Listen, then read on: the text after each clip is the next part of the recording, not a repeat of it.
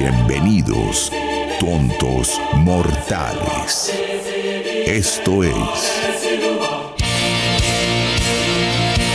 Ofiuco Moda.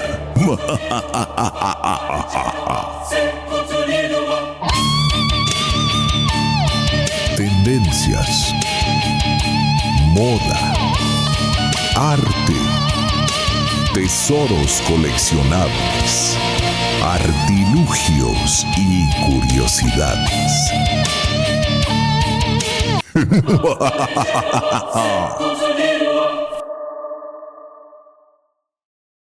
Toma loco. Un brindis. Muchas gracias por invitarme. Las vueltas que da la vida, señores. La vida te da sorpresas. Sorpresas te da la vida. Oiga, yo estoy aquí que hiperventilo de la dicha. Estoy así. Aquí hay rosquita. Aquí hay rosca y lo canto. Ustedes saben pues que toda la vida en el mundo de la moda dicen que lo malo de la rosca es no estar en ella. Bienvenidos a nuestro segmento Ofiuco Moda. Esto aún está en construcción. Pase con cuidado, con el casquito puesto para que no se me vayan a descalabrar. Sí, señor, sígase, pero cuidado. Hoy es como una miradita así medio pervy, medio viejito verde morboso, que mira así como por encimita, medio detrás del telón.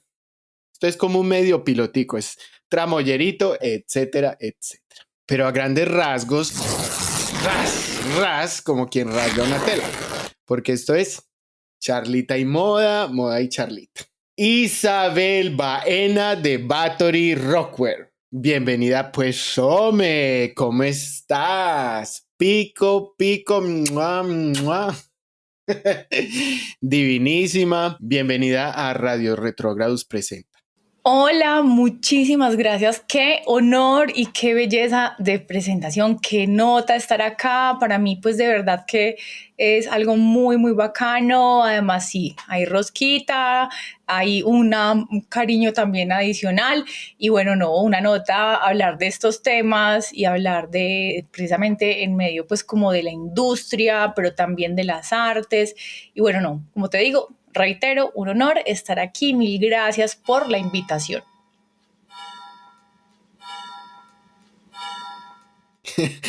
Lo que pasa es que resulta, sucede y acontece que Isabel Baena ha sido una aliada, colega y compañera creativa de este proyecto Radio Retrógrados desde sus inicios. Ella ha hecho las veces como de focus group, o sea, mejormente conocido como la cogimos de conejillo de indias. Y ha sido mentora porque ella me instruyó a mí en las oscuras artes del podcastismo, que yo ni sabía que era un micrófono. Isabel Baena tiene un podcast sobre rock y moda que se llama Cristal de Rock en su primera temporada. Lo pueden encontrar en Spotify como Cristal de Rock, @Cristal de Rock, y allí encuentran los capítulos de la primera temporada, y a ella pues la pueden encontrar en Instagram también como Cristal de Rock, o también la pueden encontrar como @Bathory Rockwear, @Bathory Rockwear, porque tiene su propia marca de vestuario para rock y puesta en escena. Pero bueno, me adelanté mucho. Vamos por partes. Resulta que por allá durante la pandemia, en el 2020, estuvimos haciendo unos experimenticos, como todo mundo. No está de más decir, oíste, ya casi no se ven lives en Instagram, ¿no? No, nada, ya casi no se ven, pero bueno, mentiras, todavía hay gente que lo hace, aunque no son como tan populares como antes. Ahorita yo creo que ha tomado mucha fuerza precisamente estos espacios como podcast. Y los TikToks, y ya hay como otros canales. Ajá, TikTok. Y en ese entonces nos parchábamos, pero como en el aire, como que se podría decir que ahí, como en esos primeros intentos, así como medio patos, empezó como a cocinar de mi lado la idea de Radio Retrógrados. Isabel Baena ya estaba trabajándole a su programa de podcast desde ese entonces porque Isabel le encanta la comunicación social. ¿Sí o qué? Todavía pueden encontrar esos videos en Instagram, siguiéndonos en @Radio Retrógrados. Había uno sobre el Ikigai, que es como el propósito de vida de cada persona. Es como lo que amas hacer bien, en lo que eres bueno, lo que necesita el mundo y lo que te proporciona sostenibilidad. Hicimos otro también de cómo dejar de estar echado ahí en las petacas, dormido sobre los laureles, y de cómo manifestar, cómo vivir mejor y dejar de quejarse, que todo le salió mal, que se le vino al piso, que ya pa' qué, pero no era como a lo vieja loca que repite mantras imaginarios así con ensoñaciones, sino como a lo ayurvedita bien, como 10 metas prácticas y cómo lograrlas y el paso a paso de qué ponerse a hacer, cuándo y cómo. Allá nos pueden ver las carótidas y nos pueden escuchar también. A propósito, Isabel, ¿tú ya descubriste cuál es tu Ikigai o ni idea?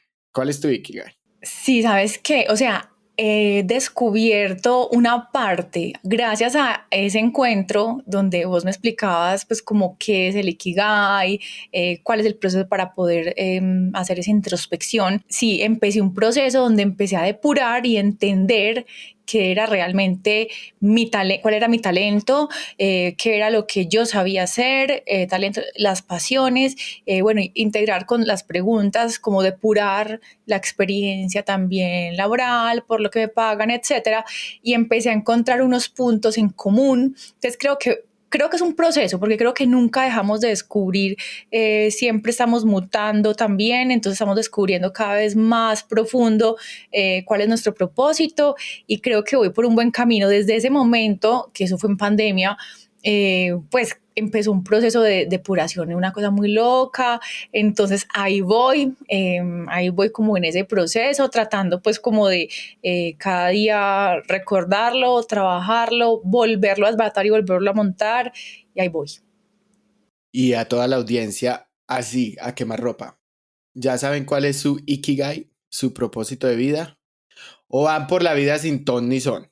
Como dicen en Cali, Colombia, a lo agua tráeme, agua llévame. Pique aquí, pique allá y ni idea. ¿Y te ha servido el tema de las 10 metas o seguís echadita en las petacas? Como un miti-miti, pero ¿sabes qué? Precisamente, precisamente el asunto del podcast. Y te digo algo, o sea, no fui realmente yo la que te introdujo al tema del podcast. Vos fuiste el que primero empezó a comprar micrófonos y cosas, pero yo pues siempre he sido una fan pues como de las comunicaciones, y creo que ambos íbamos como con un proceso alterno, cada uno por su lado, y nos empezamos a encontrar. Y creo que parte de todo eso era como decir sí, o sea, no he estudiado comunicación, pero empezar como a decir, bueno, voy a empezar a cumplir metas, por lo menos la del podcast, sí, la del podcast, creo que es una meta que ya va en proceso. Me faltan pues el resto, sí estoy medio echada las petacas con otras, pero también descubrí otro montón de cosas en el camino, entonces como que se me revalúan. Entonces ahí vamos, un check, faltan 9 más o menos. Oigan, Isabel Baena es oriunda de la bellísima ciudad de Medellín, Colombia, cuna de tanta gente bella, y ella es bella también. Así que, señores, soltera, están abiertas las aplicaciones, No, no, no están abiertas, no, no, no. que ella es una mujer muy independiente, ariana, rockerita, independiente, crazy, crazy y mera chusca. Diseñadora de modas, técnica de marroquinería y calzado. Es estudiante de la maestría de estética de la Universidad Nacional, investigadora y, por supuesto, amante del arte y fan del rock. Isabel Baena tiene una trayectoria carnudita, carnudita en la industria del vestuario y la moda en Medellín, Colombia, que más de uno se moriría de la dicha por tener. Yo me moriría de la dicha por tener esa canchita en el mercado laboral paisa. Me encantaría haber recorrido sus pasos. Mejor dicho, pero ¿qué estoy diciendo? Pues hagámosle, recorramos sus pasos todos juntos, cogidos de la mano. Isabel ha sido diseñadora de moda de marcas locales de mercado sportwear y casual wear, o sea, retail, deportivo, femenino y masculino, y entre ellas voy a nombrar Haramitex y Ankara. ¿Cómo fueron tus primeros pinitos en el mercado laboral? ¿Fue fácil, difícil? Cuéntanos de estas experiencias. Bueno, a ver, te cuento. Hay que empezar por decir que yo siempre he sido una rebelde. Entonces, desde que empecé a estudiar, yo estaba como ubicada en el mundo de la moda, como se pensaba como en París, pero como contemporánea, o sea, como arte y moda. O sea, yo sí era como, no, hay que conectar el arte con la moda. No entendía el mercado de paisa, o sea, no entendía el mercado de la industria, ni la herencia textil, confección y moda paisa, ni el país. O sea, yo era películas, ¿cierto? O sea, yo quería era como vestir el arte y el rock específicamente, porque ese fue el rollo mío, pues. Entonces mis primeros pinos fueron un poco locos, porque fueron mis experimentaciones con amigos haciendo ropa para vestirlos. Ellos me decían, tenía un grupo de amigos a los que nos gustaba el rock alterno ventas. Íbamos a conciertos y pues chiquitos, pues menores de edad, Villa de Aburrá, Carlos Vieco, y me decían, no, es que el rock no se viste, el rock es súper revolucionario, pero entonces digamos que ahí empecé a hacer, la necesidad era vestir las artes, entonces empecé a hacer como vestuario experimental para mis amigos, para mí. Y desde ahí, digamos que mi primera oportunidad fue desde el teatro.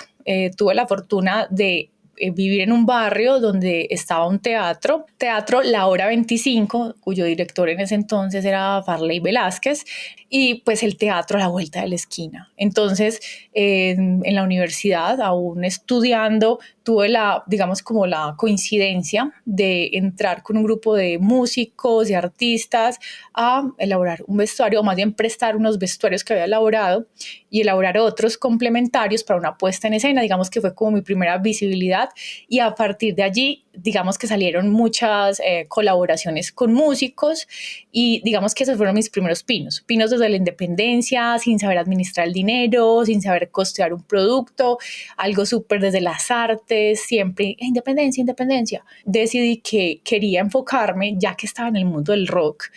Me encantaba en ese momento, tuve una fascinación por el metal. Bueno, el metal, hay un epic metal, el heavy metal, muy afín también como esta música de los 80s. Entonces yo dije, hay algo muy bacano aquí, una mezcla que también lo alternativo, digamos de alguna manera lo heredó. Y pues todo este asunto como muy teatral del metal, entonces empecé a hacer una investigación sobre metal y pues quedé fascinada. Y dije, no, yo tengo que vestir el metal. Entonces dije, pero ¿qué necesito? Saber de marroquinería. Entonces dije, voy a estudiar marroquinería. Sabía que en el SENA había marroquinería y bueno, yo no sabía que modelaje era moldería. Entonces yo como, ay, modelaje, pero ¿por qué? Ay, ¿tú vienes para modelaje? No, para modelaje no, yo no soy modelo. No, para moldes. O sea, ya, ay, sí, qué pena. Entonces fue como una cosa súper loca, porque fue un proceso que vino de las artes a empezar a aterrizarlo, o sea, de esa idea fantasiosa que tenemos a veces cuando estamos estudiando una carrera. Intenté ser muy negociante, pero no tenía como la madurez. Y entonces llego al SENA. La gente sabe, el SENA es pues pues es una institución que es pública, ¿cierto? Donde se forman a los trabajadores para las empresas según necesidades de grupos empresariales reales, ¿cierto? Auspiciado por el Estado. Se educa para el trabajo. Entonces, al llegar al SENA fue como una especie de Bauhaus. Pues fue como, bueno, no era Bauhaus, pero yo me sentía como en Bauhaus, la casa de los oficios, aprender desde vamos a ser más disciplinados en los tiempos, o sea, y creo que me dio como todo eso que yo no tenía de disciplina, ¿cierto? Y pues allí tuve mi primera experiencia laboral. La práctica la hice en una empresa de marroquinería. Me di cuenta de muchísimas cosas que pasan en la industria y de la importancia de el diseñador entender los procesos productivos, no solo hacer el diseño, sino también como, ¿cierto? O sea, elaborar la moldería, pero que esto tenga no tenga desperdicios, que sí sea comercial, bueno, un montón de cosas. Y bueno, finalmente después de eso volví a la independencia, pero yo no sé, siento que me falta más experiencia laboral.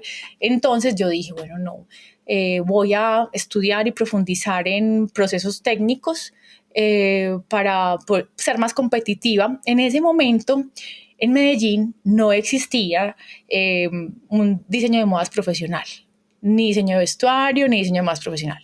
Las universidades o las escuelas, porque realmente eran escuelas, que existían eran técnicas o tecnólogas, ¿cierto? Lo que existía profesional era el diseño industrial. Entonces, creo que en UPB y en EAFIT, no sé, tengo que buscar algo más, voy a especializar pues como voy a estudiar, entonces obviamente autónomo, y pues me salió una oportunidad de trabajar en una empresa de moda masiva, no era pues como tal la empresa del hueco, pero sí era moda masiva, y pues una empresa que trabajaba muy fuerte, deportivo y casual, femenino, ¿cierto? Venía como con una fuerza en el deportivo, todo lo que es conjuntos deportivos, pues tejido de punto, y pues todo lo que es oficinero. Entonces era pues de lo más comercial. Entonces agradezco mucho a una amiga, Sara Cataño, que estudió conmigo, que ella fue mi jefe. Éramos compañeras de Arturo Tejada y ella me recibió como su asistente. Y yo, sí, que nota aprender. Y yo llegué como una loca. O sea, yo llegué, ay, voy a hacer un dibujo en un figurín. Sara, ¿qué estás haciendo? O sea, no, o sea, necesito una ficha técnica con un diseño plano, con unas medidas, venía a hacer. Entonces yo ahí, Sara, perdón, o sea, llegué como una loca, así como yo vengo de las artes, pues que me pensaba yo así, y fue muy bonito porque yo dije, no, listo, entonces así no es. Entonces todos los días, hoy voy a ser mejor, hoy voy a tratar de encajar acá. Fue duro, porque fue un choque y yo no sentía que yo no, o sea, yo no era como, me sentía estrecha. Entonces aprendí muchísimo y pues no, o sea, yo ahí dije, wow, duré 2 años y algo, creo. Ahí no lo conté al principio, pero yo realmente quería ser comunicadora.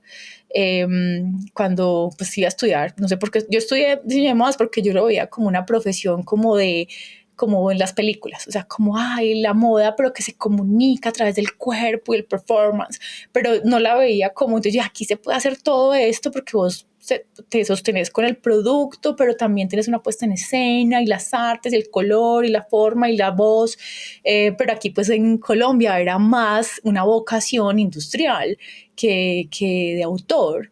Entonces, al aprender pues esto, yo dije, bueno, yo tengo que ser profesional. Entonces yo empecé a mirar qué profesiones hay y pues tuve como la coincidencia feliz. Pues, aquí no existía diseño más profesional, pero llegó una escuela en Bogotá y vino a Medellín a decir, vamos a tomar a todas estas personas que estudiaron Arturo Tejada en colegiatura y vamos a ofrecerles una profesionalización. Entonces yo dije, tengo que ser profesional porque quiero hacer una maestría. Entonces empecé ese proceso y en el medio pues con todos mis deseos también de la comunicación, empecé a ver un montón de asignaturas: semiótica, comunicación de moda, fotografía, historia de la moda más profunda, del diseño, entender las metodologías del diseño, Bruno Munari, Wishes Wong, que en lo técnico no me lo enseñaban. Había unas metodologías muy básicas, pero no me decían, es que mira, es que Bauhaus, es que las escuelas del arte, es que...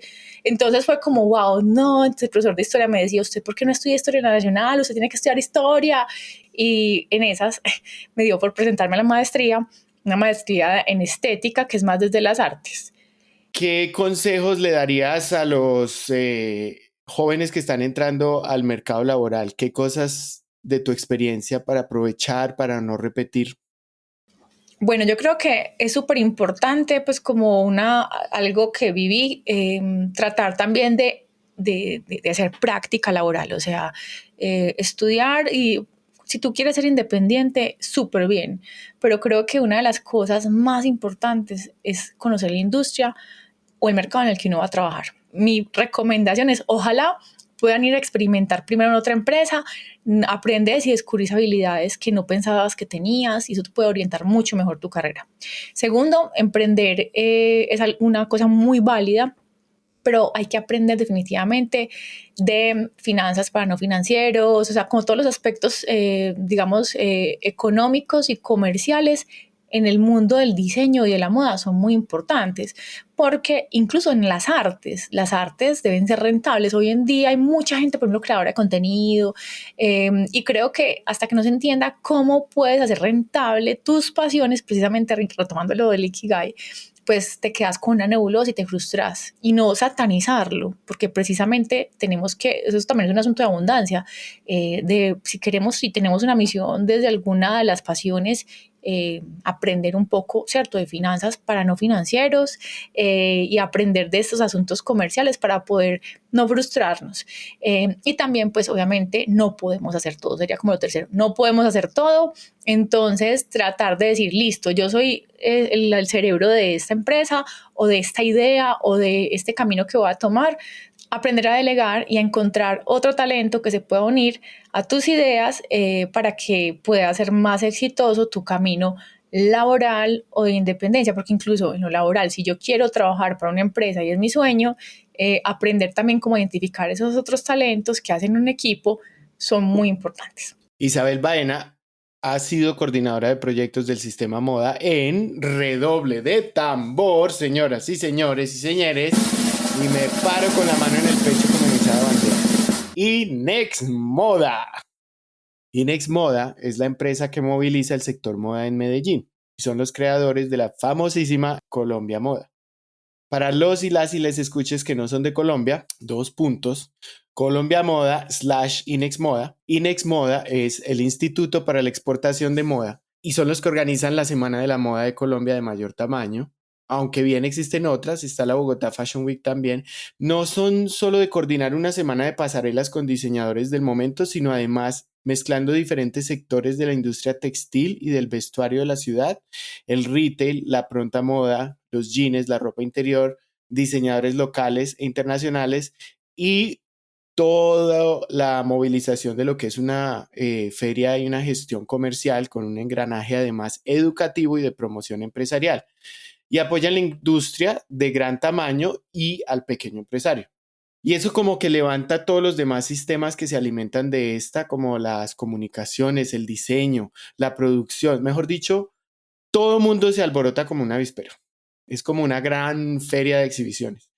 Porque hay que recordar que Medellín, Colombia, es históricamente una ciudad que se ha desarrollado a través de su industria de la indumentaria, los textiles y la manufactura. Pues Isabel Baena ha tenido la oportunidad y la experiencia de estar metida en el sector moda hasta el cuello, día y noche. ¿Qué es esa delicia? ¿Qué es como lo que más te quedó de esa experiencia en específico? Contanos un poquito de ese aprendizaje de haber sido parte de este entorno, de esa creación de moda, de empresa, del vestuario en ese sector en específico y sobre todo a esa escala de ciudad. Bueno, si es puntualmente pues como la experiencia también de ir como de la mano o hacer parte de Inex Moda, de alguna manera también desde detrás de bambalinas, fue una experiencia muy, muy, muy, muy brutal. O sea, fue como, no sé, como un internado transformador. Yo de verdad que le agradezco mucho a todas las jefes, compañeras y jefes, mujeres y hombres, compañeras y compañeros por la oportunidad. Inex Moda tenía como una misión, o sea, es una fundación de 10 empresas, que es una junta directiva de 10 empresas que va rotando cada determinado tiempo, y pues por esa vocación industrial en la moda, el textil, confección de Medellín y Antioquia, y a nivel interno había un gran calor humano, o sea, una calidad humana, y nos daban la oportunidad a quienes estábamos allí de crecer en el instituto. Entonces, al principio fue pues muy asustador. Lo que más, digamos, como recuerdo era que me daban la oportunidad de proponer, ¿cierto? Y siempre como ir un paso más allá. Había como una intencionalidad de mostrar o mirar como la vanguardia de lo que podía pasar en los negocios de la moda. Y creo que eso es muy importante. Más allá de la vanguardia fashionista, el corazón era la vanguardia del negocio de la moda, ¿cierto? Porque es lo que sostiene el tejido, que además da trabajo y todo eso. Entonces, creo que fue, digamos, muy, muy, muy enriquecedor y transformador. Además, me enseñaron muchísimas cosas que tenían que ver con protocolo, ¿cierto? A nivel económico, y también un relacionamiento y un entendimiento de casos de éxito, de situaciones y del sector, donde mi experiencia también como diseñadora sirvió.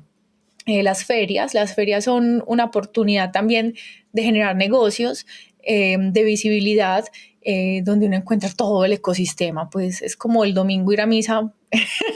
O sea, es como la misa de los católicos en los pueblos. Entonces, las ferias eran como el punto de encuentro, ¿cierto? Del nicho La misa del del sector moda, moda. porque todos tenían que ver, y creo que tanto en crisis, hay otra cosa que me enseñó mucho y es como esa resiliencia de los empresarios, a pesar de las crisis, la del 98, diferentes crisis que existieron, incluso ahorita uno viendo ya desde afuera del instituto la pandemia, cómo afrontaron también la pandemia para poder hacer una feria virtual, y posterior a la pandemia fortalecerse y crear otra feria nueva que no es Colombia Moda, que es la que tiene que ver con vestuario, producto terminado, o Colombia Tex, que es la que vende los insumos y los textiles, sino que hay otra enfocada también a hogar, a decoración. Entonces, ver cómo se mantienen en el tiempo es muy bacano, y además que es una herencia también de la industria colombiana. Digamos que para mí fue un orgullo. Muchas veces me sentía como Andrea en El Diablo Viste la Moda, pues corriendo como loca. Me hacían un chiste que yo era el correcaminos, y me cantaban ahí el diseñador gráfico, pam, pam, pam, pam, pam, pam, pam, porque yo iba corriendo. Pero me encantaba también esto del protocolo, de poder presentar a los expertos. Aprendí, creo que allí también algo importante. Inex Moda tenía varios enfoques o varios departamentos donde se enfocaban en ferias, pero también en capacitación, ¿cierto? O sea, como el corazón también era como esa formación, asesoría, ¿cierto? Transformación estratégica, y también pues en internacionalización, que era como de donde se había originado. Entonces, ver también cómo ese corazón de los negocios tenía que ver con la educación, la formación y la asesoría en diferentes temas como negocios internacionales, como plan de negocio, ver diseñadores y empresarios que llegaron a buscar esa asesoría y poderse transformar en la vanguardia de cómo van los negocios de la moda y cómo podemos, aprendí demasiado. Isabel Baena ha sido coordinadora y docente de programas universitarios en diseño y modas en la IUSH, Institución Universitaria Salazar Herrera. Y bueno, todo esto que les voy a contar es de Medellín, Colombia, pues porque es donde ella vive. Fue docente de cátedra en programas de diseño en la Fundación del Área Andina. Besos para el Área Andina. Yo hice una especialización en pedagogía allá y me encantó. O sea, aquí entre nos, soy profesor. Nota, no nos están pagando publicidad. Yo hoy he hecho publicidad a diestra y siniestra. Parece que estuviera echando cepillo, pero no. Tenemos experiencias paralelas con Isabel en estos espacios y pues la publicidad es de gratis. Antes de la pandemia, el Área Andina ya tenía todo un sistema de educación en línea súper avanzado para el momento. Es asequible y lo que más me gusta es que usted puede vivir donde sea y puede sacarse su título allá y aprender y profesionalizarse. Yo personalmente mi especialización la hice a distancia y la saqué completica. Y la verdad no me soportaría ni podría ir a estudiar de forma presencial a estas alturas de mi vida a ningún lugar. Y creo que ellos no me soportarían. Yo soy bochincherito. Bueno, pero la entrevistada es Isabel. Isabel también fue docente de la colegiatura y de la Pascual Bravo y daba una asignatura lectiva para todos los pregrados de la Universidad Nacional llamada Discurso del Cuerpo en la Cultura de Masas, de la Facultad de Ciencias Humanas y Económicas. Fuiste profesora, ¿no? Bueno, lo malo y lo feo. Despáchese. Cuéntanos qué tal estas experiencias. Bueno, la experiencia docente fue una cosa súper loca que llegó precisamente desde todo el proceso que tuve laboral en mi vida. O sea, empezar desde la independencia, pasar por la industria, una industria desde la producción, desde el patronaje, el diseño, y después otra parte de la industria que tenía que ver con los eventos, con algo más comercial. Entonces, al conocer estos espectros de mi carrera, diseñadora de modas, o sea, desde producción, comercial, comunicación, económico, relaciones públicas. Entonces, al conocer estos diferentes espectros, yo decía, pues quiero aportar algo a eso, porque yo empecé desde abajo, o sea, yo empecé como técnica, tuve muchas, digamos, como caminos que fueron muy largos y que al final yo no sabía ni para dónde iba. Y pues gracias a toda esa experiencia larga que terminó pues como en el instituto, yo dije, yo quiero aportar algo, o sea, me quedó gustando. Fue una coincidencia de la vida, entré a la docencia Y creo que lo más bonito de poder ser docente, que creo que nunca terminamos de aprender a ser docentes. Ser docente es compartir, es ser generoso. Lo más bonito es poder dar un grano de arena a una persona que está empezando, poderle decir, ¿sabes qué? Mira, tuve esa experiencia, hacerle por acá, te doy todas estas opciones. Eso es lo más bonito, o sea, poder tener conocimiento, como ser un libro para alguien que está empezando. Para ser docente hay que ser investigador, constantemente estar explorando lo que ha cambiado, así como los médicos, estar todo el tiempo pues como en la jugada, no quedarse con un conocimiento por allá superficial, no, y profundizar. Entonces ahí van esas dos cosas. Ahora, lo feo, las causas como que encontramos como sujetos de esta sociedad en el mundo de la educación. Al uno estar en un contexto que es una estructura de acogida, que pasamos la casa, la familia, pasamos el colegio, ¿cierto? La escuela, el trabajo, la universidad para volver al trabajo. Son estructuras que te van abrazando y te van transformando. Al estar en esas estructuras uno entiende que pues tenemos que darle prioridad al ser humano. Y es que existía digamos como se endiosaba o la aspiracional del diseñador, dictador de la moda a lo Word, ¿cierto? Ay, ese aspiracional del diseñador como Hugo Lombardi en Ecomoda, ¿cierto? O sea, el que maltrata, el que grita, ¿cierto? Sí, que es como un estereotipo, ¿no? En estereotipo, ajá. Sí, Entonces yo dije, no, esto no puede ser, porque es que la moda que yo entendí es una moda que es un negocio, o sea, y yo había entendido de la industria como algo tan grande que yo decía, esos divismos son fashionismos, y el fashionismo le hace mucho daño a la industria de la moda porque es light, está muy bien para la industria de la fotografía de moda, pues ahorita el mundo de los influencers, pero en el negocio de la moda, para que esto funcione y para que vos puedas ser diseñador, pues tenés que vivir de algo.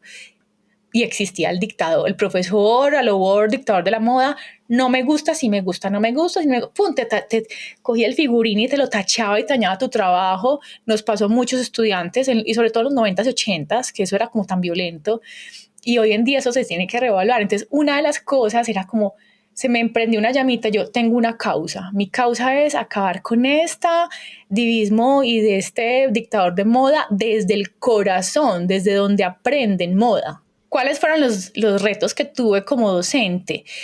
Para ser docente hay que ser muy generoso en el conocimiento, en tus experiencias y pues con esa vocación de independencia hay un punto en el que uno se empieza como a agotar, porque también hoy en día la educación se volvió un negocio. Entonces a los docentes se les exige demasiado en horas, o sea, de asesoría, la preparación de clase ya no se tiene en cuenta digamos, como en los contratos, sino que son las horas clase, bueno, un montón de asuntos. Y es una competencia dura porque hay que seguir estudiando precisamente, que es hacer maestría, doctorado. Entonces ahí hay como unos negociables y no negociables donde uno dice, ¿hasta dónde yo voy a seguir dando mi alma, vendiendo mi alma al diablo? Ya lo dice la moda. Entonces, vendiendo mi alma y aportándole a estos estudiantes si ni siquiera las instituciones me permiten ser coherente con lo que estoy haciendo. Entonces ahí uno empieza a reevaluar y dice hasta dónde puedo, hasta dónde no, pero siempre hay algo muy bonito en el ejercicio de docente y de estudiante profesor, y es que yo aprendí en el camino que cuando un estudiante supera al maestro se vuelve su amigo en el conocimiento. Eso es muy bonito, es muy Platón. Tú has sido ponente en eventos de investigación como experiencias investigativas del vestir y la moda, el giro corporal, Cátedra Nómada y Red Colsi. Háblanos un poquito de Cátedra Nómada. ¿Qué es? Mejor dicho, échanos el cuento, que para eso estamos aquí en Radio Retrógrados. Acomódense pues o sigan haciendo el oficio y recuerden seguirnos en @Radio Retrógrados o por la página o seguirnos en Spotify o en redes. Si no, les jalamos las patas. ¿Cansado o cansada de la misma rutina diaria? Mientras te haces cargo de esos platos sucios, mientras lavas el patio con la manguera, para acompañar esas largas horas del turno de la noche, o mientras cliqueas y ves pasar las horas en tu cubículo, para hacer más llevaderas tus horas de trabajo. Escucha. Radio Retrógrados presenta Radio Retrógrados, donde nada es lo que parece. Cuéntanos, Cátedra Nómada. Bueno, Cátedra Nómada es una cátedra interinstitucional de universidades de diseño y de artes de Medellín que tiene un convenio donde a nivel, pues digamos, local, hacen una, digamos, como una cátedra con diferentes temáticas para trabajar semestralmente. Las universidades que participan van cambiando según el convenio, ¿cierto? Cada semestre se sostienen. Algunas de las, digamos, como líderes o que se han mantenido en el tiempo han sido UPB, Salazar Herrera, Bellas Artes, la Universidad de Antioquia, ITM, bueno, y otras que han ido y venido. Digamos, en este momento no sé quiénes son las actuales para esta fecha, pero es una cátedra muy bacana porque es muy desde diseño, ciencias humanas, artes. Entonces, cada semestre, cada edición, tienen de cada universidad invitados especiales, ¿cierto? Que trabajan temas diferentes para los diseños. Tuve la oportunidad de hacer parte de una cátedra como invitada, donde se hablaba pues un poco como del poder también, y pues yo trabajando este tema de poder y moda, pues bueno, de parte de colegiatura pude, digamos, que proponer una cátedra un poco loca que hablaba sobre la distopía, pero era como la distocultura, le puse yo, ¿cierto? Algo así. Y era como la primicia de que la distopía es hoy. Y eso fue hace como 5 años. Y la distopía, pues, o sea, todo este asunto distópico del poder, de lo normativo, pues precisamente lo hemos vivido. Esa cátedra es muy interesante porque permite una transversalidad del conocimiento, y también fortalecer el pensamiento crítico en carreras que necesariamente no están pensadas para ir más allá. Entonces creo que es súper importante porque es una cátedra de ciudad, y pues el hecho de que sea nómada también es porque permite que el estudiante se salga de ese cajón de la institución. Entonces es una cátedra muy bonita y pues una experiencia muy bacana para los estudiantes. María, si yo soy estudiante o si yo, digamos, a mí me gusta participar de ese tipo de eventos en la ciudad, ¿cómo busco? ¿Yo dónde la encuentro o cómo funciona para que las personas que estén motivadas lo puedan encontrar? Sí, Cátedra Nómada tiene, pues tiene una página de Facebook donde incluso publican, y creo que en pandemia muchas de las cátedras fueron virtuales y se publicaban allí en esta página de Facebook. Búsquenla como Cátedra Nómada, así, tal cual. También tradicionalmente se ha hecho en Carlos de Restrepo, en la Universidad de Antioquia, pues donde era antes el MAM, en el auditorio pues, de artes de la Universidad de Antioquia en Carlos de Restrepo. Allí se han hecho muchas cátedras, son abiertas al público, la programación es semestral. Como es una cátedra de ciudad, los estudiantes o incluso cualquier persona puede acceder a escuchar a estos grandes ponentes y lo que las universidades tienen para proponer también en pensamiento crítico. Al haber estado inmersa en tantos espacios que involucran la ciudad, el aprendizaje, la investigación, por supuesto la cultura y la moda, pues me gustaría preguntarte así, en seco, ¿la cultura y la moda qué o qué o para qué? Juntas pero no revueltas, van de la mano, la una jala a la otra tumba a la otra, ¿cómo es esa vuelta? Bueno, la moda es parte de la cultura, incluso es un reflejo de la cultura, es un documento donde se puede leer a nivel histórico los cambios culturales. La moda es algo que está en boga en una población, en un determinado espacio, ¿cierto? Y en un determinado tiempo. Y es algo que tiene que ver también con el sensus communis, porque son códigos, no solamente tiene que ver con la vestimenta, tiene que ver también con el lenguaje, con la comunicación, y desde ahí hablamos entonces por eso de semiótica. Pero la moda es algo que es cambiante, ¿cierto? Son las formas, ¿cierto?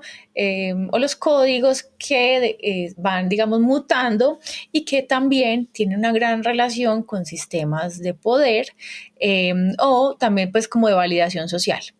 Después de que llegara pues como en la Revolución Francesa todo este asunto del ascenso de clases, sabemos pues que en la antigüedad estaban los neandertales, la prehistoria, luego llegaron sistemas de poder que eran piramidales donde había un faraón o un rey y la gente era súbdita y tenía diferentes jerarquías, pero pues era como súbditas. Cuando llega la sociedad cortesana, ¿cierto? Ella en el siglo XVIII, entonces se empieza a hablar del burgués, que es eso es muy importante, eso a nivel pues europeo, nosotros aquí pues estamos todos indígenas, bueno, en fin, pero es muy importante porque habla de sistema, ¿cierto? Es una cosa política también. Entonces, cuando llegan a este asunto donde ya no es un rey y todos los demás son súbditos, sino que hay como, hay unas clases sociales y cómo se identifican estas, ¿cierto? Entonces llega el burgués es el que en una época donde en una sociedad cortesana todos querían tener el favor del rey y que incluso era importante tener dinero para gastar y para ostentar, y llega alguien que dice, yo soy un mercader, vivo de mi trabajo comercial, es ese burgués y obtiene grandes riquezas. Ay, pero ¿cómo así si yo solamente me dedico a la contemplación de las artes y del rey? No, pero es que yo soy un burgués. Entonces ahí empieza un sistema que empieza a competir, sistemas de clase, y ahí es donde digamos que todo empieza a cambiar y a mutar. Y empieza, vamos a hablar del cuerpo como pues como un espacio del poder, ¿cierto? Donde el poder ejerce fuerzas a ser como un reflejo de lo que pasa en esa sociedad, no solamente desde la vestimenta, sino también desde las formas. ¿Cómo cambia un cuerpo, ¿cierto? En el romanticismo o en los años 90, ¿cierto? Entonces uno empieza a mirar el cuerpo de la mujer y del hombre. La mujer principalmente ha sido un objeto también que ha sido en la antigüedad un objeto del deseo, de la contemplación, pero también constreñido, ¿cierto? Por lo político, por lo económico, por la religión, por fuerzas de poder en general. Entonces ver cómo ese cuerpo, esa piel, ese maquillaje, ese pelo, esas prácticas y la segunda piel, el vestuario es un reflejo, se convierte en un reflejo del poder predominante del momento, ayudan a entender los aspectos también como históricos de una población. Entonces, nuestro cuerpo, nuestra segunda piel, nuestro vestuario se convierte en un documento para leer las épocas. Entonces, por eso ahí se integra en la sociedad esta moda, este vestuario como algo importante. La moda no es solo ropa, la moda puede ser la moda puede ser formas de hablar, la moda también es la música, o sea, más allá de las artes, lo que está en boga en una población. Entonces, qué tipo de música, qué tipo de vestuario, qué tipo de comida, qué tipo de modos, de formas de hablar, ¿cierto? Por ejemplo, puede estar de moda casarse, o puede estar de moda ser soltero, o cierto, todo ese tipo de cosas son prácticas que atraviesan el cuerpo. Entonces ahí el cuerpo es ese objeto donde se manifiestan todas estas cosas, y la segunda piel sobre el cuerpo se convierte en un documento. Entonces yo creo que hay una relación pues importante. La moda está dentro de la cultura, la moda es un reflejo de la cultura, y pues la moda es hermana de la muerte, está cambiando, hoy en día va muy rápido, pero también como todo, como es mutable y cambiante, hay momentos donde incluso la moda se convierte como en una, encuentra su antítesis también, y la moda se niega y entonces ahora es antimoda. Y bueno, es un juego y es algo donde el tiempo empieza también como a participar, y van y vuelven y todo eso. Vamos en un mundo acelerado, y todo esto que ha pasado desde la modernidad hasta nuestros días también es un reflejo de cómo vivimos, de nuestras prácticas, y pues la moda ahí es documento, pienso yo. Y pregunto, ¿puede la moda también ser un elemento de subversión de la cultura? Porque aquí vamos a entrar a nuestro siguiente tema. Isabel tiene su marca propia llamada Bathory Rockwear. Es una apuesta vestimentaria para mujeres poderosas y hombres fuertes amantes del rock. Pueden seguirla en @BathoryRockwear. Es una marca dirigida a los amantes del rock, ganadora de Cultura E en el año 2006, y ha vestido a músicos de rock para la puesta en escena. La marca ofrece vestuario femenino y masculino, principalmente de marroquinería, calzado, accesorios y sombreros. Incluye bolsos, billeteras, monederos y otros complementos. El fuerte artesanal de Isabel es la marroquinería, y lo menciono porque es un nicho bastante importante del sector moda y del vestuario, que no necesariamente el artesano de la marroquinería es el que pone la cara específicamente. Pues tendemos a ver más al diseñador del vestido, del pantalón, de la alta costura, o sea, el chiro. Y los complementos a veces pasan de agache, cuando, contradictoriamente, y se lo pongo así de simple, Salga usted a la calle con el chiro pero sin zapatos y cartera para ver cómo le va.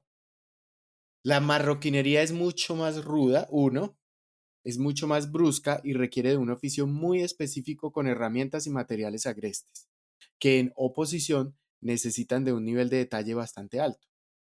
Pero bueno, me prometí a mi yo nerd interno no convertir esto en un sanguchito del conocimiento, así que preguntémosle a Isabel Baena.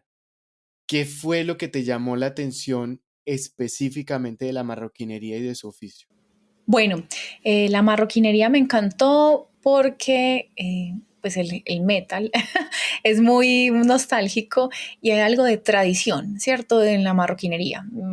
Remitámonos a los italianos, ellos son súper clásicos, súper medieval, pues fue la cuna de la época medieval, entonces la marroquinería es romántica también, pero también el arte de la marroquinería y el calzado, el trabajo del cuero, pues es un arte, es una tradición, es como es como el mundo del viñedo, ¿cierto? Hay un proceso, un paso a paso de transformación del material y que además de todo es un material que viene del animal y hay un proceso ahí también como espiritual.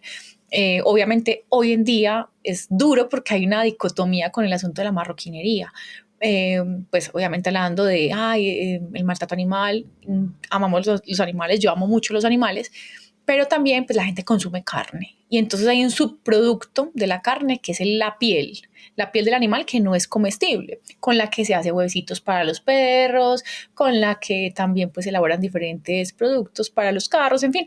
Entonces la marroquinería, digamos como artesanal, es la que me llamó muchísimo la atención y tiene esa conexión con el rock y con lo medieval. Eso fue lo que me gustó de la marroquinería. Battery Rockware es una marca para el rock y la gente del rock. Aquí es donde se empieza a poner bueno esto. Y eso que no hemos llegado a la parte del teatro y la escena. ¿Por qué el rock? Bueno, yo nací en una familia, no mentira, pues la verdad no sé por qué, a mí toda la vida me gustó el rock. También creo que porque mi hermano mayor, bueno, el de la mitad, tengo una hermana mayor que era muy pop de los 80, mi hermano era súper heavy rock, o sea, todo, Veracruz Estéreo, Radioactiva, o sea, le encantaba toda esta onda inglesa y americana del rock de los 80s y todo el día escuchaba música. Él tenía un problema también como de epilepsia, entonces necesitaba escuchar música todo el tiempo, durísimo y dura, y así, como no sé por qué, para nivelar como el dolor de cabeza. Entonces, pues yo desde lejos veía eso y yo, ay, y me gustó, y teniendo a mi hermana pop y a mi hermano rock, yo no sé por qué me gusta más el rock. O sea, sentí que era más conmigo, o sea, mi energía corporal, no sé. Entonces me gustó el rock, fue algo así. Y pues la verdad, yo no sé, yo creo que tuvo que ver mucho con la adolescencia, con ese asunto de comunidad y por nacer en los 80s y vivir mi adolescencia y mi preadolescencia y mi adolescencia en los 90s, 2000s. Tener la posibilidad de vivir como esta onda alternativa que digamos que fue como un salto de los 60, 70 a los 90, porque sabemos, no sé si saben, pues yo tengo entendido que las generaciones dan un salto o rememoran no lo de la generación de los papás, sino la anterior a ellos. Entonces como que la gente de los 90 estaba en una onda toda hippie, pero ya no era hippie, sino alterna, psicodélica. ¿Cierto? Neo hippie psicodélica. Entonces había como una remembranza de esa onda de los 70, Pink Floyd, ¿cierto? Y la alternativa era experimentación así un poco así psicodélica. Entonces yo veía que había mucha riqueza sonora que permitía conectarlo audiovisual. Y también pues muy nostálgica, y había muchas historias, llegó MTV, o sea, MTV venía de los 80s, pues finales de los 80s, 90s, entonces todo lo audiovisual que uno veía por televisión que también generaba un sentido de comunidad. Entonces toda esta onda audiovisual que pues justamente estaba muy de moda, ¿cierto? Yo era adolescente y tenía mi grupo de amigos, íbamos a conciertos, yo me sentí como una comunidad y pues no sé, mis motivos, o sea, eso es como un asunto del deseo, ¿cierto? Entonces como que eso me generó ahí un pliegue ¿qué es esto? El rock.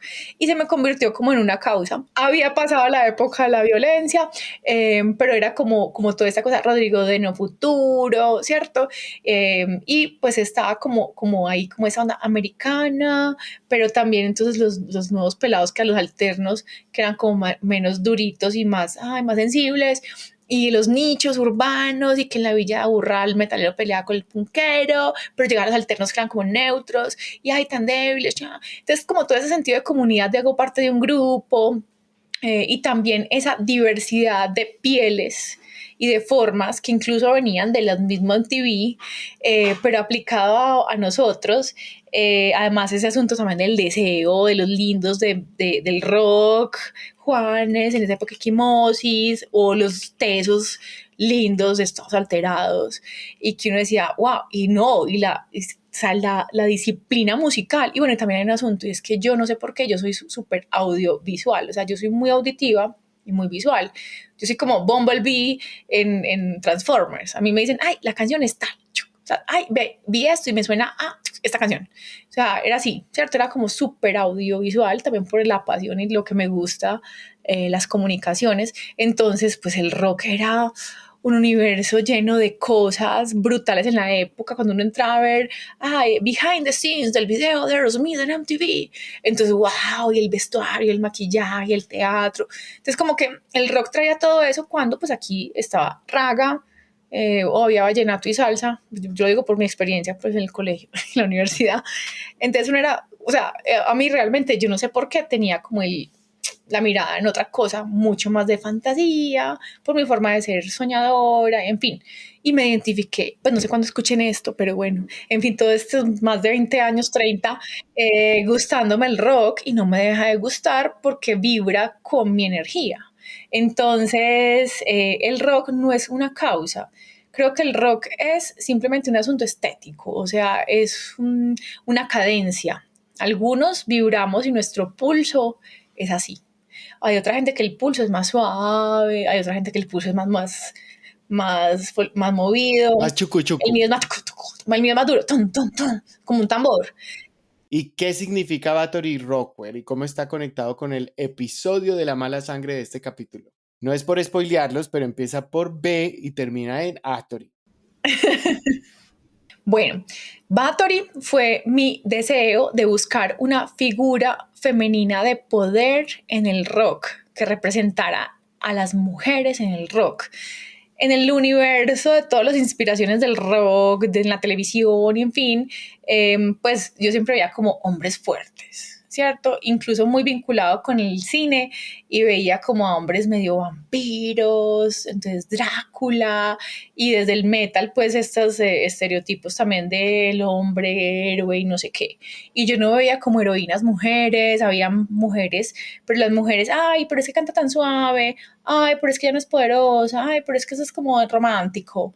Y yo, no, yo quiero una mujer poderosa que en el rock nos represente. Entonces, investigando, justo mi hermana fue la que me dijo, ¿sabes qué? Éramos buscando figuras femeninas que tuvieran como una identidad de una mujer poderosa, que estuvieran en el rock, o que fuera como no, como el equivalente a Drácula, pero versión mujer. Y mi hermana me dijo, encontré a una persona real y se llama Elizabeth Bathory. ¿Qué? Le pongo el freno de mano porque eso me sirve para crear suspenso para nuestro episodio La mala sangre de este capítulo.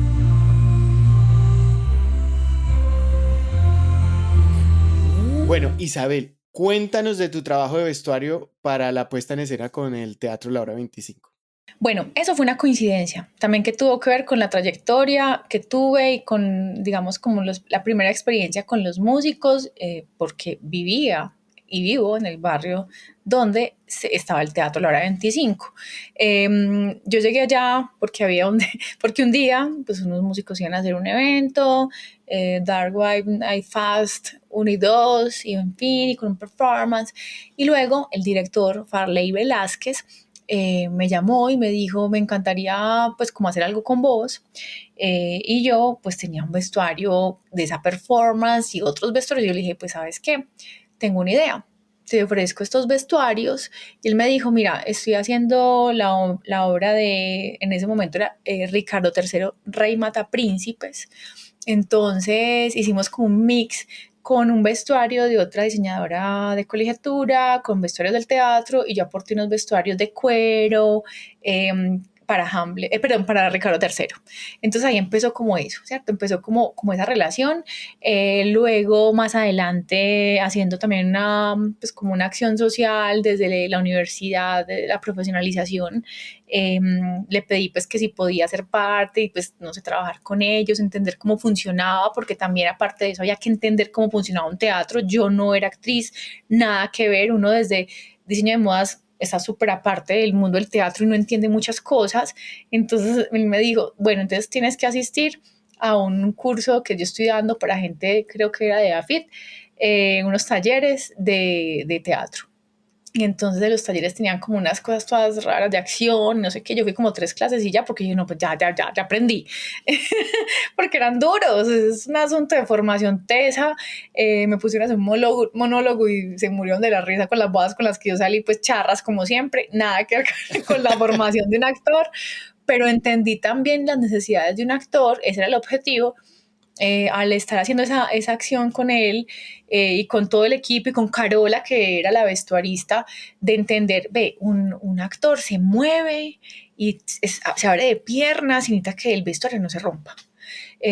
Pues cosas así, prácticas, ¿cierto? Entonces, y necesitamos que la iluminación que es roja, azul, amarillo, no sé qué, que se vea, o sea, no que se esconda. Necesitamos que se transforme. Necesitamos simplemente emular tal época. O en otro reto que tuve junto con un amigo, Luis López, que nos propusimos para hacer el vestuario de la obra Medea, era como, Farley le decía a Luis, ve, María Isabel es súper, es como metal, vos sos más abierto como a otro tipo de artes, ve, quiero una casi super Lady Gaga, esa en ese momento, y yo obviamente yo era más alejada de Lady Gaga, yo era otro tipo de cosas, entonces nos unimos. Y fue muy bacano porque yo hacía lo duro y Luis hacía como lo más sensual. Entonces fue como aprender, y nos pasó algo súper loco. A mí se me ocurrieron unas capas grandísimas de una tela que era como un nylon, como esa tela que es como para los cortavientos, que se movía súper bueno en escena para una danza que tenían que hacer. Pero yo no había caído en cuenta, porque también hay algo muy importante, y lo decía Carola, pues el vestuarista de un teatro debe ir a todos los ensayos. O sea, no se trata como de ser un dictador, sino que hay una metódica que yo creo que aquí saben más de eso en este programa, de las artes y del teatro, que es importante, una metodología o unas, no sé cómo se llama, dinámicas, y era como estar presente en todo el momento de la obra para poder entender qué va a salir en escena. Yo no había visto que había fuego, y pues en una hora se quemó una capa. Y también pasó con mi amigo que elegimos unas telas con un falso, ¿cómo se llama? Era como algo brillante, una película brillante que con la fricción se dañaba, o sea, y se le quitaba el brillante. Entonces ya no era brillante. Entonces fue pucho, un montón de temas funcionales desde el material, que yo lo sé, pero que por no estar en los ensayos completos, porque teníamos que hacer otras cosas, aprendimos. Entonces fue como, fue pucha. Y el vestuario, pues no salió tan costoso, pero también un asunto de costo-beneficio, de saber reutilizar, de tomar un vestuario y transformarlo. O sea, en el teatro hay unos vestuarios y son obras que van por temporadas, hay que aprovechar recursos, hay que pues optimizar. Entonces fue un aprendizaje muy loco, y pues bueno, tuve la fortuna de contar pues con esa dirección, esa interacción con Farley, y también en su momento con Carola Martínez, directores de la obra 25, aprender mucho también de otros diseñadores y de otros vestuarios que también tenían ellos, aprender de, por ejemplo, Farley cogía cuero y empezaba a cortar y hacía remaches y se creaba. Y los actores creaban a veces la intervención del actor con el vestuario. Ellos mismos decían, quiero idear esto. Incluso no será gratuito. En teatro de la Universidad de Antioquia, por ejemplo, sé que hay una asignatura que se llama vestuario para teatro, para que el actor también tenga herramientas con las cuales enfrentarse. Entonces fue un aprendizaje muy bacano. Siento que me faltó, yo me quedé, Farley me decía, yo estaba haciendo la maestría y me decía, tenemos que hacer otra obra. La primera obra que yo vi en el Teatro La Hora 25, chiquita, pues, y que me atreví, fue Hamlet Máquina. Y Farley pues hizo o sea, ellos se trepaban en unas cosas, era así un teatro así como súper existencialista, contemporáneo, pero con una acción, una cosa muy intimidante. Y yo dije, wow, ¿qué es eso tan loco? O sea, es más, no había o sea, las escenografías se movían, era muy oscuro, pero vos te imaginabas todo lo otro. O sea, no tenías que tener pues literalmente pues como un escenario de un estudio. Y eso tenía que ver con los textos, con el movimiento, uno se imagina otro montón de cosas, hay un asunto también muy existencial, muy de crítico social, y yo decía, wow, yo quería hacer algo y no lo logré porque estaba en mi mundo y me quedó faltando haber hecho otra obra. Entonces, bueno, me ha sido una experiencia muy bonita, otra disciplina diferente dentro de lo que puede hacer un diseñador con las artes. Entonces eso fue lo que me aportó también el teatro y fue como abrirme la mente a otro montón de cosas. Así que anímense y vayan a teatro. ¿Cuáles son tus 3 hembras poderosas del rock favoritas? O sea, ¿cuál es tu top 3 de hembras poderosas del rock? Bueno, empezando desde lo nacional, ¿cierto? Andrea Echeverry, de Aterciopelados. Creo que ella es pionera en muchas cosas, digamos que también incluso en desestructurar ese prototipo de belleza de los 80s y 90s de la mujer, pues con una estética que ni siquiera ni siquiera tenía que ser rebelde, era diferente. Y creo que fue un alivio también y una voz potente y una fuerza que perdura hasta ahora. Entonces, como que supo jugar con sus armas y nos mostró a todas las mujeres del rock que el rock es un lenguaje y que las mujeres, no importa los estereotipos, podemos ser fuertes y poderosas y líderes de una banda. Entonces, Andrea Echeverry. La segunda es la cantante de Garbage. Me encanta porque ella es súper sensual, pero también es súper fuerte. Marcó desde su segunda piel una generación, ¿cierto? Creo que ha influenciado también a muchos músicos y también trabaja pues mucho con metáforas visuales, sonoras, desde la lírica, entonces, y obviamente su voz potente. Hay una mujer que para mí, que sé que no les va a gustar a todos, es cierto que obviamente es la cantante de Hall. Sé que no le gusta a todos porque no es junto con Gaia, la esposa de ¿cómo es? Kurt Cobain, y lo mató. No lo mató, ¿cierto? Ella es una loca, pero me encanta porque es que es como ese loco que también es otro ingrediente. Está la mujer fuerte, poderosa, Shirley Manson divina, siempre puesta, pero también fuerte y sensual, que usa sus armas.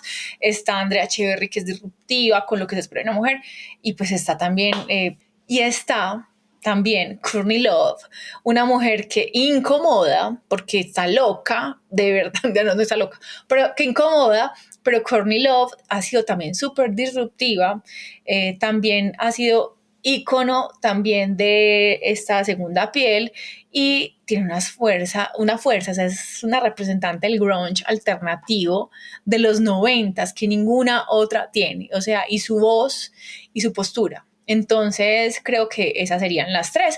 Sería entonces Shirley Manson de Garbage, Andrea Echeverry de Aterciopelados en Colombia y Courtney Love de Hall. Y pues hay Patti Smith y en fin, hay un montón, pues obviamente de los 70s, pero digamos que de mi generación serían esas. Y ustedes, escuchas, ¿cuál es su top 3 de mujeres del rock? Bueno, pero no le voy a quitar el tema de entrevista a la entrevistada. La que sabe de rock aquí es Isabel. Y la que hace podcast de rock en Cristal de Rock es ella. Así que síganla, Cristal de Rock, en Spotify y Zapatero a tus zapatos. O sea, Isabel a tu marroquinería. Polo de zapato, marroquinería. Todo pato. Toma loco. En este segmento hablamos de moda. Así que te propongo que nos hagas un paseíto por el rock y la moda. Eso por dónde empezó. Y no me vaya a dejar por fuera a Vivienne Westwood, que me enojó. Isabel, ¿punk es rock o es otra cosa? Pero primero vamos a una corta pausita y ya regresamos con Isabel, que nos va a hablar de rock y moda. Muchas gracias, claro que sí. Estaré súper atenta para que hablemos un poco más de la relación de la moda y el rock.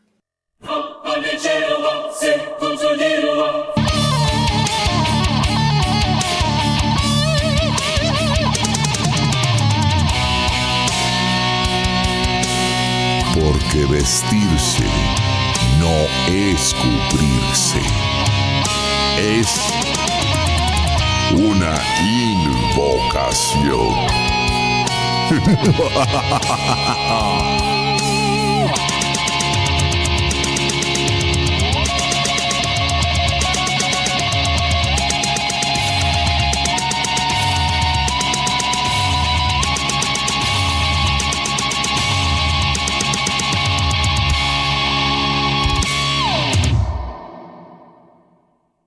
Radio Retrógrados, donde nada es lo que parece.